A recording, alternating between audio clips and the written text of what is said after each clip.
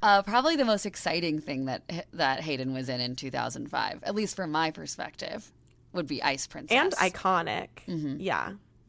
It was an iconic one. I love this movie. I mean, you watched it recently. Do you want to talk about it? Sure. Ice Princess is about Michelle Trachtenberg. She is a physics whiz. Yeah.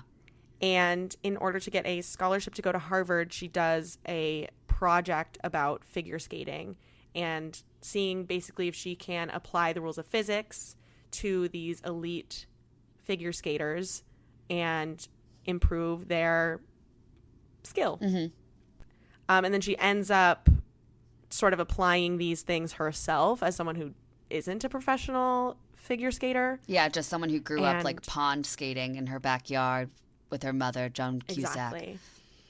Exactly. She ends up loving it and being really, really good at it. And then her mom really wants her to go to Harvard, but she really wants to become an Olympian. I will say this is the first time I watched it where I kind of agreed with Joan Cusack. She's like, you can't just abandon everything you've done and go be a figure skater now. I agree. I have to say, it's like Hayden's role in this movie is she's the the coach's the figure skating coach's daughter. The figure skating coach is obviously Kim Cattrall from Sex and the City, and she was supposed to like be in the Olympics herself. And what was it? Did she have an injury or did she just become pregnant? She's supposed to be loosely based on Tonya Harding. And so she got kicked out of the Olympics and she couldn't compete anymore, or of like professional figure skating. So she's putting and so now all this pressure on her daughter, Hayden, who actually is like not that passionate about figure skating. I think she would just rather be a normal teenager. Yeah. And by the end of the film, she leaves figure skating. She doesn't want to do it anymore. She just quits, which is good for her. The whole thing is about, it's very much like, I'm not giving up my dream. I'm giving up yours. Yes.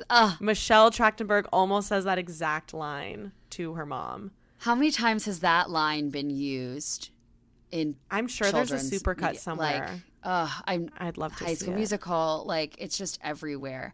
I think that Michelle Trachtenberg is the worst part of this movie. Even as a kid, it bothered me so much. I was like, it does not make sense that you're just because you understand it doesn't mean you can physically do it as quickly and as easily as all of those people who've been training since they were like 3. I mean, I am willing to like suspend disbelief that she is this has this supernatural like figure skating talent. I can like kind of get on board with that, but just she knows so little about the world that it's hard for me to believe that she could be successful in it just because she has no idea what she's doing. Yeah, it's like at least research. You know what I mean? It. Like not even the skill. Yeah, exactly.